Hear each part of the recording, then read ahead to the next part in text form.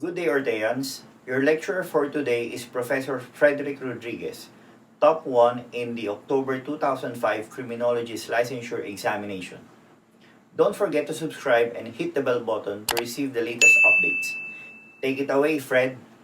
Ito naman tayo sa mga yung combustible, flammable, or inflammable. Unang-una class, yung definition muna nito. Although technically magkakaiba to, base sa material na nasusunog. So kapag sinabi combustible, flammable, or inflammable, pareho lang yan, any materials that are easily set on fire. Mga bagay-bagay na madaling masunog. Ang tawag sa kanila, combustible, flammable, or inflammable. Pero usually ang combustible kasi is applied to solid and flammable and inflammable is applied to liquid. Ngayon, along the way, meron pang combustible liquid. Bakit combustible liquid? Ito muna. Yung alcohol kanina, yung alak, yung gasolina, nung sinindihan, lumiyab agad. Tama? May mga klase ng liquid na masyadong mataas yung flash point. Ibig sabihin, pag sinusunog mo yung liquid na yan, para siyang, ang action niya parang solid. Okay? So parang kailangan mo munang ibabad ng matagal-tagal sa apoy. Parang sa combustible liquid. Di ba? Solid. Di ba pag nagluluto tayo ng barbecue, nag-iihaw, tapos panggatong yung gamit natin, medyo mahirap sindihan. Okay? Kasi yung mga kao, hindi siya yung tipong isang posporo lang, tapos na. So minsan nilalagyan pa natin yan ng gas para bumilis ang apoy. Right? So, ang combustible liquid, ang gusto kong tandaan nyo is, meron siyang flash point na 37 degrees, 37.8 degrees Celsius. Parang malapit sa temperature ng lagnat. Okay? Pero papansin nyo yung temperature ng lagnat naman natin, hindi niya kayang magpaapoy ng posporo. Hindi niya kayang magsindi ng sigarilyo. Tama ba? Alright? So, mas mainit pa rin yung lighter. Whereas yung flammable kasi, konting init lang, konting temperature yan, kailangan tinawag na lowest temperature, aapoy na yan. Alright? So, settle natin na. Basta gustong tandaan nyo tong combustible liquid. Ang flash point niya, 37.8 degrees Celsius, or if we convert it to Fahrenheit, okay, we arrive at 100 degrees Fahrenheit. Okay? Ano ulit class yung decomposition of matters due to heat? Come on. Very good. Madali. Decomposition of matters due to heat. Very good. Nakuha? Okay, nakuha. Pyrolysis. Right?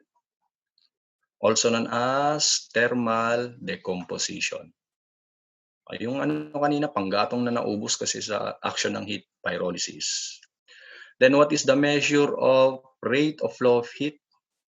Okay. Flow of heat through a unit. So, ibig sabihin, ano yung tawag doon sa measurement ng pagdaloy ng init sa isang bagay?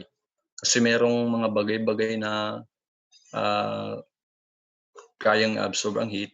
O, pwedeng umiinit agad pag nadikit. Meron namang hindi umiinit agad. So, you call this thermal conductivity. At yun yung guwitan nyo. Rate of flow of heat sa isang unit. So, tingnan natin. Kapag sinabing low thermal conductivity, ito na yung mga ginagamit nating insulator. Okay, di ba mainit ang kwarto? Lagyan mo ng insulator. Okay?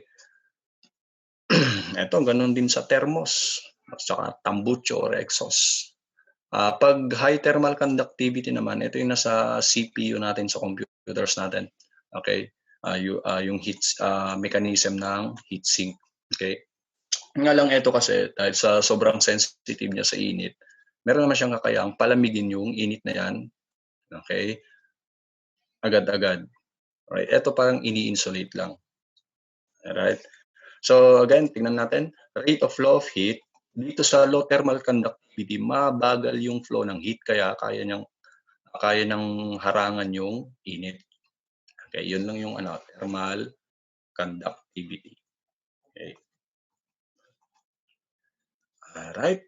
Ito naman, mga boiling point, melting point, kindling point.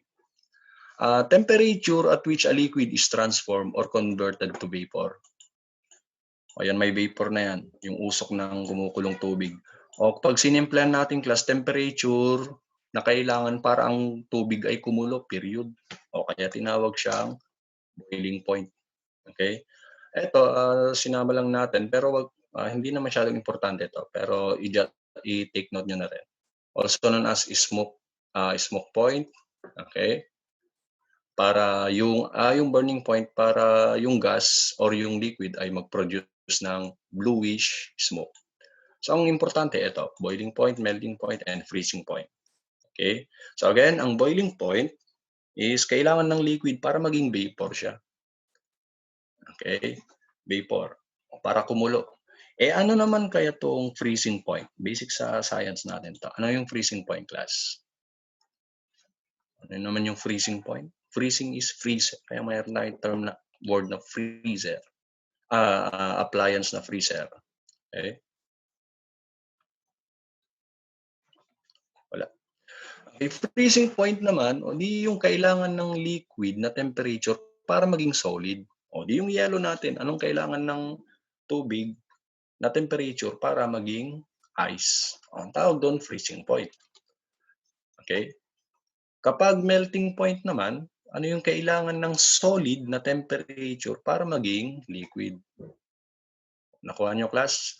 Okay? Tignan ko nga. Okay, melting point. Ayan. From solid, anong kailangan yung temperature para maging liquid? O, ito, solid to.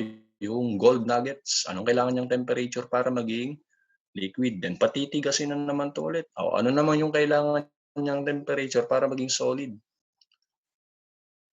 Alright? O, yan. O, tingnan natin. O, melting point.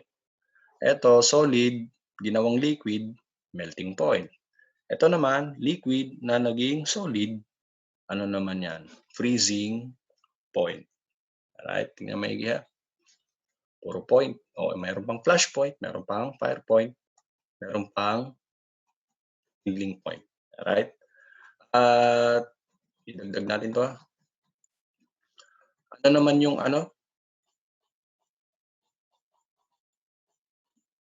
kindling point? May point din yan. Also known as ignition point.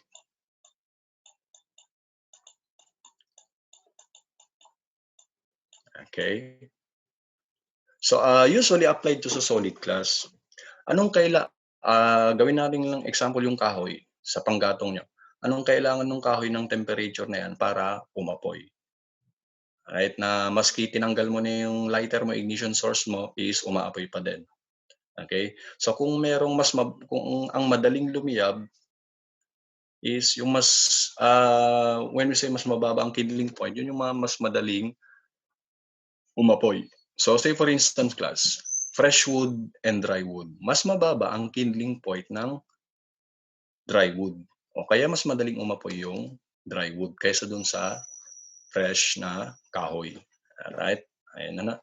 So, kindling point, boiling point, melting point, freezing point. Okay?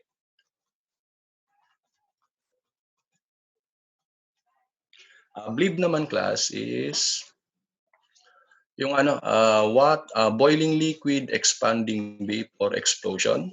Okay?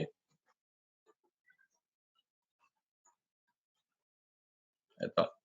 So dahil na class, ito ay liquid na flammable din, uminit masyado sa labas kaya nag-expand. Okay, nag-explode. Tapos applicable din sa mga kitchen materials natin. Bakit kaya bakit may butas? Sinong mahilig magluto sa inyo? Bakit may butas yung mga kaserola natin? Mabigat kasi ito tong mga makabagong kaserol na to, kaya nilagyan nilang butas. O bakit may butas? Sinong mahilig magluto dyan? Bakit sa tingin nyo may butas yung mga takip ng kaserola na yan? Ano yung purpose niyan? Diba? Para pagsingawan, kasi kung hindi sisingaw yan, sasabog. O ano yung tawag sa pagsabog na yon? Bleed. Okay, para makasingaw, yes. Okay. So kailangan, para ma-prevent natin itong tinatawag na bleed, boiling liquid, expanding vapor, explosion. Alright? If you want to learn more from him, take our Road to 1 Million challenge. If this channel hits 1 million subscribers, we will release the rest of his lectures. Or you can watch the rest of his lectures now by enrolling in Ortea Criminology Review. Just message us on our Facebook account for more details. See you soon, Orteans!